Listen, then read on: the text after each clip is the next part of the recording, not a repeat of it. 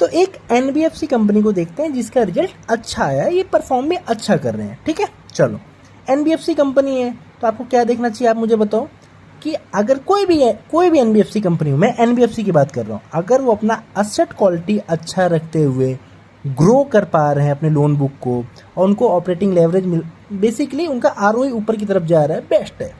मतलब आपने क्या सीखा कि अपना असेट क्वालिटी को मेंटेन रखते हुए या तो इम्प्रूव करते हुए, अगर इम्प्रूव नहीं भी कर पा रहे तो एटलीस्ट मेंटेन रखे। अगर अपना असेट क्वालिटी मेंटेन करते हुए अगर कंपनी ग्रो कर रही है, ठीक है, और आरओई ऊपर की तरफ जा रहा है, तो यानी बेस्ट है कंपनी। असेट क्वालिटी यानी क्या हो गया, मैं यहाँ पे जीएनपी, एनएनपी, क्रेडिट कॉस्ट वगैरह की बात कर रहा हूँ। ग्रोथ का क्या है, यानी एयूएम का ग्रोथ की बात कर रहा हूँ। आरओई कैसे बढ़ेगा, आप मुझे बताओ, जब कंपनी को ऑपरेटिंग लेवरेज मिलेगा, नेट इंटरेस्ट मार्जिन उसका अच्छा होगा, आरओई बढ़ेगा, तब उसका आरओई भी बढ़ेगा। ठीक है, चलो उसके हिसाब से अपन कंपनी को देखते हैं। अरे रे, देखो ये आया आपका पीपीटी प्रेजेंटेशन आया। ठीक है, ये जो पेज है ना, इसमें आपको मोस्टली 70-80% आपका कवरेज हो जाता है। मतलब आपको अगर ये अगर आप पढ़ लिए अच्छे से, पढ़ के लिए इसको खाली देख लिए, तो ये आपको मोटा मोटी समझ में आ जाता है कि भाई कंपनी कैसे क्या चल रही है। अभी देखो इन्होंने अपना लोन बुक का ग्रोथ कितने कैसे किया, पहले अपन ईयर ऑन ईयर देखेंगे, फिर क्यों ऑन क्यू भी देख लेंगे। क्योंकि क्यों ऑन क्यू देखना पड़ता है, क्योंकि ये एनबीएफसी फिनेंशियल बिजनेस है। फिनेंशियल बिजनेस रिस्की बिजनेस होता है, तो रिस्की बिजनेस में आपको ना कहते हैं ना तुरंत एकदम तैनात रहना पड़ता है, तलवार लेके खड़ा रखना पड़ता है काटने के लिए। चलो एयूएम कितना है, 62% से ग्रोथ हो रहा है। नेट इंटरेस्ट इनकम कितने परसेंट से बढ़ा, ओहो हो, इसका मतलब क्या हुआ, देखो मेरे को कोई लेना देना ही नहीं है परसेंटेज क्या, 62 हो या 84 से कोई लेना देना नहीं है। आप कंटेक्स्ट समझो, लोग ऐसे पंच कर देते हैं ये फिगर, इसका ये ग्रोथ है, ये वो कंटेक्स्ट नहीं समझते। देखो अगर 62 की जगह 42 भी होता और ये 84 की जगह अगर 59 कुछ भी होता, लेकिन मैं कहना क्या चाह रहा हूँ आप वो समझो। देखो 62% से अपना बुक बढ़ाई है, लेकिन उसका नेट इंटरेस्ट इनकम कितने से बढ़ा, 84% से बढ़ा। इसका मतलब क्या हुआ कि कंपनी का जो प्रोडक्ट मिक्स है वो चेंज हो रहा है इन ए फेवरेबल वे।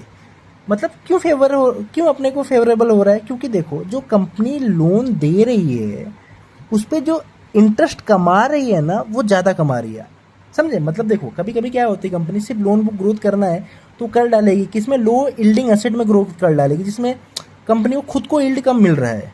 ठीक है, लेकिन ये कंपनी क्या कर रही है, लोन बुक तो ग्रोथ कर रही है, लेकिन उन असेट में यानी उन पोर्टफोलियो में ग्रोथ कर रही है जिसमें उसको यील्ड ज़्यादा मिल रही है, तभी तो इसका एयूएम ज़्यादा, मतलब नेट इंटरेस्ट इनकम का जो ग्रोथ है वो ज़्यादा है एयूएम से। ठीक है, तो यही रीज़न है। देखो अगर कोई भी कंपनी का नेट इंटरेस्ट इनकम अगर एयूएम से ज़्यादा होते रहेगा ना, तो आप देखोगे उसका धीरे धीरे आरओई बढ़ता है तो आरओई बढ़ता है। ठीक है, बेसिकली आरओई इंटू आप ये लेवरेज वगैरह करोगे तो आपका आरओई निकल के आता है।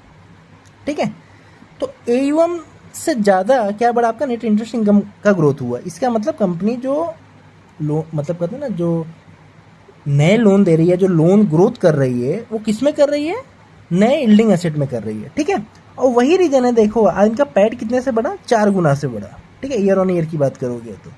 और आपका ये पीपीओपी, ये क्या होता है, बेसिकली प्रॉफिट होता है बिफोर टेकिंग, मतलब प्रोविजन को रखने से पहले। मतलब प्रोविजन क्या है, मतलब अगर आपको लोन पे लॉस वगैरह हो जाएगा तो उसका एक प्रोविजन करना पड़ता है, तो उसको कंसीडर करने के पहले का प्रॉफिट है। ठीक है, प्रॉफिट आफ्टर टैक्स मतलब सब कुछ निकाल के गवर्नमेंट को टैक्स वगैरह सब कुछ इंटरेस्ट सब कुछ दे हुए के ये आपका बना। तो देखो कंपनी तो ग्रोथ कर रही है, लेकिन उन असेट पे ग्रोथ करे जिसमें उसको फायदा ज़्यादा हो रहा है, और अल्टीमेटली उसका रिजल्ट आपको पैट में दिखते हुए दिखेगा। इसी की वजह से आप इसका कंपनी का देखोगे ना, इसका आरओए भी बढ़ता हुआ। देखो इधर ही है आरओ, कहीं और मत जाइए बॉस, कहीं और मत जाइए। देखो आरओए इधर ही है, 1.3% से बढ़ा, यानी पिछले क्वार्टर में कितना होगा, 0.68 होगा। 0.68 कैसे आया सर, 1.98 इस बार का है, 1.3% तो इसी क्वार्टर में बढ़ गया। तो पिछला Q1 FY26 में कितना होगा, 0.68 होगा, डिफरेंस है। ठीक है, चलो जीएनपीए भी देखो इसका इंप्रूव हुआ, यानी देखो अपना पैरामीटर देखो, असेट क्वालिटी को मेंटेन करते हुए या तो इंप्रूव करते हुए, देखो इंप्रूव किया, मेंटेन किया, हाँ। अगर अपने बुक को ग्रोथ कर पा रही है, हाँ। आरओई अगर उस ऊपर की तरफ जा रहा है, आरओई ऊपर की तरफ कब जाएगा, ऑब्वियस ही बात है, जब आपका ऑपरेटिंग लेवरेज पैड वगैरह मिलेगा, पैड वगैरह का ग्रोथ तगड़ा हो रहा है, आरओए बढ़ेगा तो आरओए भी बढ़ रहा है। असेट क्वालिटी भी मेंटेन है बॉस, आरओए भी मेंटेन है, आरओए इंप्रूव हो रहा है, और लोन बुक का ग्रोथ आ रहा है, यानी अपने मोटा मोटी सारे पैरामीटर मैट कर रही है। ठीक है, चलो हाँ, ये तो आपको मैंने एच डी फिंसर की वीडियो में बताया था। इसका मतलब क्या होता है लेवरेज, मतलब कितना डेट टू इक्विटी कितना है। ठीक है, डेट टू इक्विटी तो आपको वैसे भी फिनांस में नहीं देखना पड़ता, क्योंकि उनका तो काम ही है डेट लो और मतलब पैसे लो, पैसे से पैसा बनाओ। ठीक है, चलो, तो ये हो गया, ये हो गया, ये हो गया। हाँ देखो, ये सब पीपीटी वगैरह कॉन कॉल वगैरह पढ़ने से ना आपको पूरा पिक्चर क्लियर हो जाता है, कहीं और किसी से भी पूछने की जरूरत नहीं पड़ती। देखो, हाँ, कंपनी का गाइडेंस 35-40% का रहता है ये, और आगे भी उन्होंने ये बोला कि हम कपल ऑफ ईयर्स वही करेंगे। अभी देखो, ग्रोथ करने के लिए कहाँ से आपको उनको पैसा, भाई ग्रोथ करने के लिए आपके पास क्या होगा। देखो, ग्रोथ कैसे होती है, फिनेंशियल कंपनी की बात करें तो ग्रोथ कैसे होगी। कंपनी ने जो ऑलरेडी पैसे दे रखे हैं तो उसका पैसा आते रहेगा विथ इंटरेस्ट, तो वो उनके पास पैसा आते रहेगा, प्लस या तो कम और डेट उठाए मार्केट से, या तो खुद ही क्यूआईपी वगैरह करे। ठीक है, क्यूआईपी मतलब खुद ही के शेयर वगैरह डिप्लेज करके पैसे ले, डिप्लेज नहीं मतलब क्यूआईपी करके यार। ठीक है, अब इन डिटेल में नहीं जाऊंगा मैं, चलो। तो इन्होंने क्या किया, 2,500 करोड़ का क्यूआईपी किया। क्यूआईपी करने पे इनका इक्विटी, इनका मतलब कोई भी एनबीएफसी अगर अपना क्यूआईपी करती है ना, तो उसका इक्विटी बेस बढ़ जाता है। बढ़ जाता है मतलब कि उसको ईपीएस में उसका वो हो जाता है, कहते हैं ना उसका मतलब शेयर होल्डर बढ़ जाते हैं, मतलब इक्विटी रेज करती है कंपनी। तो इक्विटी रेज करती है तो जो जो होता है वो होता है। अगर अपनी कंपनी का इक्विटी रेज करोगे तो आपका इक्विटी बेस बढ़ जाएगा। तो कहते हैं ना, एक शेयर होल्डर को जो पहले 100 रुपये मिलने वाला रहेगा, अब वो 90 रुपये मिलेगा। तो बेसिकली आपका ईपीएस कम हो जाता है, और ईपीएस कम हो जाता है तो आपका वही आरओई वगैरह थोड़ा सा इम्पैक्ट करता है। चलो, लेकिन वो टेम्परेरी रहता है, अल्टीमेटली इन लॉन्ग टर्म वो तो सब सही रहता है। क्योंकि क्यों मतलब क्या है, देखो ना, फिनेंशियल का बिजनेस ही क्या है, पैसे से पैसा बनाना। ठीक है, तो देखो, पहले उनका डेट टू इक्विटी कितना था, 4.67% था, क्योंकि क्यूआईपी किया उन्होंने, अपना इक्विटी बेस बढ़ाया, तो ऑब्वियसली बात है डेट टू इक्विटी कम हो गया। समझा, मतलब समझो, एग्जाम्पल पकड़ो। देखो, पहले आपके पास 200 का लोन था और आपके पास जेब में पैसा था 100, तो आपका डेट टू इक्विटी क्या हो गया, 1:2।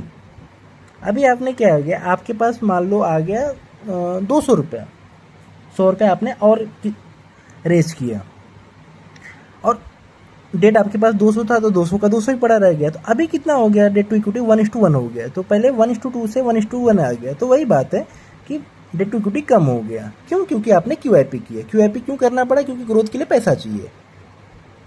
ठीक है, चलो, हाँ, तो हमने ये देख लिया, ये देख लिया। चलो, कौन कॉल इनका मतलब ठीक था, बढ़िया था। इन्होंने सब अपना परफॉर्मेंस वगैरह बताया। इनके 14-15 पेज तक तो इनके खुद के परफॉर्मेंस के बारे में ही थे। अलग अलग बिजनेस हेड आके अपना अपना परफॉर्मेंस बता रहे थे। ठीक है, जो हाँ, उसमें से जो लेना देना है वो मैंने इधर शॉर्ट लिस्ट कर दिया है।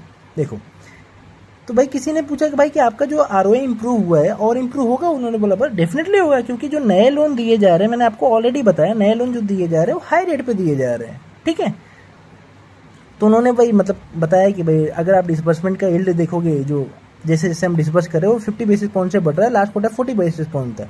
ओवरऑल जो पोर्टफोलियो का यील्ड है वो 17-19 बेसिस पॉइंट से बढ़ा है, क्योंकि ऑब्वियसली बात है ना यार, ओवरऑल पोर्टफोलियो में आपके पुराने एसेट भी तो हैं जो आपने कम रेट पे लोन देके रखा है। ठीक है, तो इससे इसे पता चल रहा है जो आगे जाके एनआईएम नेट इंटरेस्ट मार्जिन आपका बढ़ेगा।